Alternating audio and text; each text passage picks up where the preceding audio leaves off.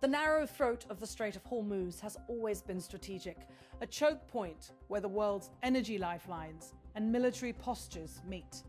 Over the last 48 hours, that narrowness has hardened into something far more dangerous. Competing narratives of warning, shots fired and a real risk that a misstep could set an already tense region ablaze. At the center of this moment are two very different stories. On one side, Tehran says it has already moved beyond mere deterrence and has fired on and fired near American naval units to stop what it calls unauthorized military movements through the strait. On the other, the United States, operating under the current leadership of President Donald J. Trump, says its ships and the commercial vessels it is escorting were not struck and that American forces are working to reopen and safeguard transit through the waterway. But between those accounts is a fog of footage, state media claims, denials, and the unmistakable reality that global shipping and energy markets are watching every development. The Iranian posture has been explicit and in places raw. An informed Iranian military source told reporters that Iranian fire was directed at multiple US combat vessels in the approaches to the strait. That source framed the action as an enforcement of Iran's claim of control over the corridor. Rules that, the statement argued, must be obeyed if vessels are to pass safely. Reflecting those warnings in blunt, uncompromising language, an Iranian military statement declared a closure of the waterway and spelled out how it would be enforced.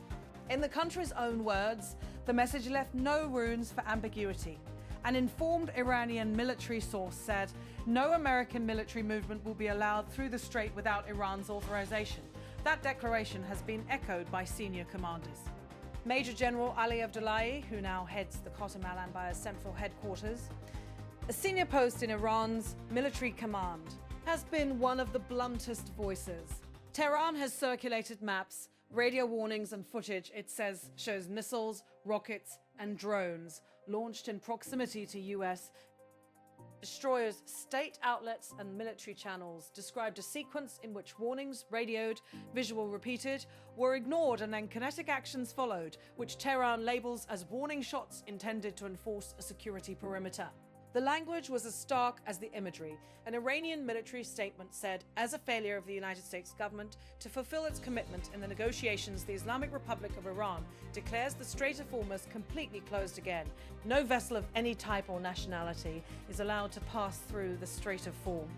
Any vessel intending to exit the Strait of Hormuz that crossed the red line between Tangam Island and Minyas Airport, and any vessel intending to enter the strait that crossed the red line between Kubarak and Port will be met with a severe response from the IRGC Navy and will be destroyed. ASIC speaks. Those are not throwaway lines. They are operational thresholds, lines on maps, coordinates and rules of engagement that, once public, raise the stakes for every captain, convoy manager and insurance underwriter whose business depends on safe passage through the Gulf. Iran's military channels followed that declaration with terse commands over the air. This is Navy out, and then repeated cautions, stay away. Do not enter, do not test the ceasefire. Across the water, Washington gave a different account. US Central Command and Pentagon officials rejected Iranian claims that an American warship had been struck. They confirmed, however, that missiles, drones and small craft had been launched near US and US-flagged vessels. US commanders said American destroyers and escort forces were operating to protect commercial transit, and that, in the view of US leadership, ships under American escort had successfully passed through the strait. The US version frames recent actions as defensive, an effort to ensure the free flow of commerce and to push back against what it calls an unlawful unilateral closure. The result is a classic and dangerous contest between deterrence and compellence. Tehran says it can and will stop ships. Washington says it will continue to escort them. Both sides have incentives to show strength. But when each frames the other as the aggressor, the room for miscalculation collapses. We have now seen videos released by Iranian state sources showing what they describe as the launch and flight of missiles and the presence of armed drones near US ships. Tehran says some of those launches were targeted warnings intended to compel US vessels to turn away. Washington points to surveillance and shipboard reports that deny any direct hits and assert that no US ASCAP cells, and shipboard reports that deny any direct hits and assert that no US head. Sailors were harmed. The result is two competing records. One side releasing dramatic footage and declarations. The other side, The sting the footage does not reflect an actual strike on US assets. On the maritime level, the practical impact is immediate. The Strait of Hormuz handles a significant share of the world's oil shipments. Even brief interruptions can spike freight costs, reroute tankers around Africa, and drive up prices at the pump. Ship owners, insurers, and global markets react quickly to a picture of armed conflict at a choke point. When a state publicly declares a closure and ties that declaration to the threat of destruction for any vessel that crosses defined red lines, commercial operators must take that warning into account. Some have chosen to wait in ports, others to seek escorted convoys. A few have already accepted US naval security for limited transits. The human calculus is also serious. Sailors on both sides find themselves operating in a high-pressure environment where a misinterpreted radar blip, an electronic interference, or a small boat suddenly approaching at speed could be. Read as hostile, commanders must decide whether to respond instantly to a perceived threat or to try to de-escalate. And in this narrow geography, the difference of a minute can be decisive. This is not only a technical or military standoff, it is also a political and strategic test. The Iranian commanders say their moves are a reaction to what they see as US pressure and interference in the region. In their calculus, establishing a red line around the Strait of Hormuz is a way to leverage influence across the Gulf and to signal that any future negotiations must begin from a place of Iranian control over their maritime approaches. For Washington, maintaining the right of navigation and preventing a state from unilateral closing an international waterway is at stake, and that principle underpins the current US posture.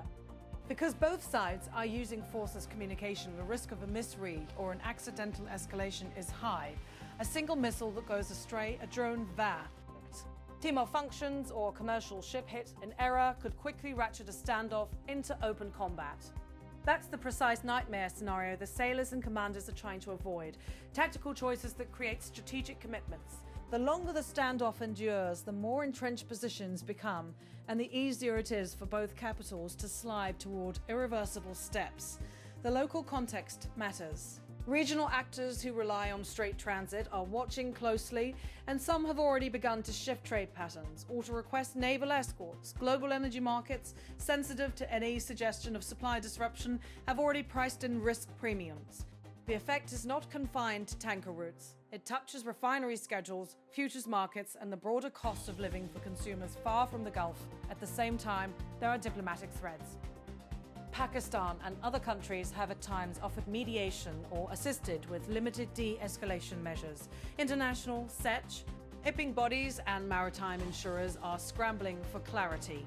And while public statements from both Tehran and Washington are sharp, there remain quieter, back-channel dynamics where diplomats and military planners explore contingency management, how to prevent a single flash from detonating a larger war. This is also a test for messaging. Tehran has repeatedly emphasized that its actions are defensive and meant to enforce its declared security perimeter. The language used by Iran's military leadership has not been diplomatic hedging. It has been direct and punitive in tone. By contrast, US military officials have emphasized safe passage, protection of commercial traffic, and the absence of direct hits on American vessels, a narrative aimed at both domestic audiences and the broader coalition of nations that depend on Gulf oil. For viewers and listeners, this moment is a reminder that modern warfare is often about signaling. Weapons are not only instruments of destruction, the promare as wire props in a theatre meant to convince the other side that a threshold has been crossed.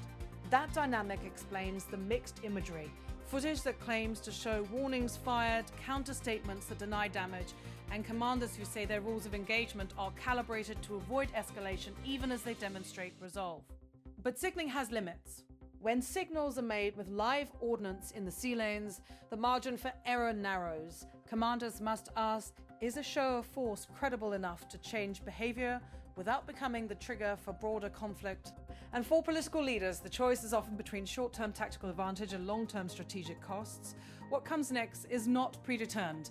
Several scenarios are plausible. One, the standoff could settle into a tense, managed patterns, escorted transits under US supervision, Iranian statements asserting control, and a fragile, if uneasy, status quo.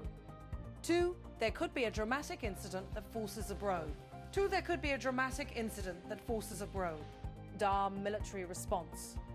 Or 3, continued diplomatic pressure, backed by international trade and the urgency of market stability, could prod both sides to a negotiated, if temporary, accommodation. For now, the water in the Strait of Hormuz is thick with danger and with decisions. The people on the decks of destroyers and the crews of tankers are not actors in a drama. They are professionals whose choices in the coming hours will have real consequences. National leaders, too, face constrained choices: act and risk escalation, or step back and risk political criticism for appearing to have ceded control of a vital international route. One thing is clear: in this narrow corridor, warning and warfare are dangerously close. The language used by Iran and the actions it has publicized make it plain that Tehran is prepared to enforce its declarations with force. The United States, under the current presidency, has been equally resolute in asserting that commercial navigation will continue and that US forces will protect shipping. The collision of those positions creates a perilous environment in which a single miscommunication could multiply into regional crisis. As this unfolds, the international community will be watching for the small signals that matter: commanders' orders, the routes chosen by tankers, the timing of escorted convoys, and the next public statements from capitals. Each will offer a clue about whether the confrontation will be contained or allowed to grow. In a moment when both sides are testing limits, the world's best hope lies in restraint, careful communication, and practical steps to prevent accidental clashes. That will require discipline at sea, clarity in command channels, and parallel diplomatic efforts to reduce incentives for further provocation. The Strait of Hormuz cannot carry the weight of an unchecked confrontation without threatening not just the region but markets and lives around the globe. When the dust settles, and it will settle one way or another, historians and strategists will ask why the moment was allowed to become so fraught. For now, mariners are navigating a difficult and dangerous passage both on the water and between the lines of two powerful states. The signals are loud, the consequences are high. The one reliable truth in all this is that, in the narrow, volatile waters of the Strait of Hormuz, warnings do not always remain warnings for long.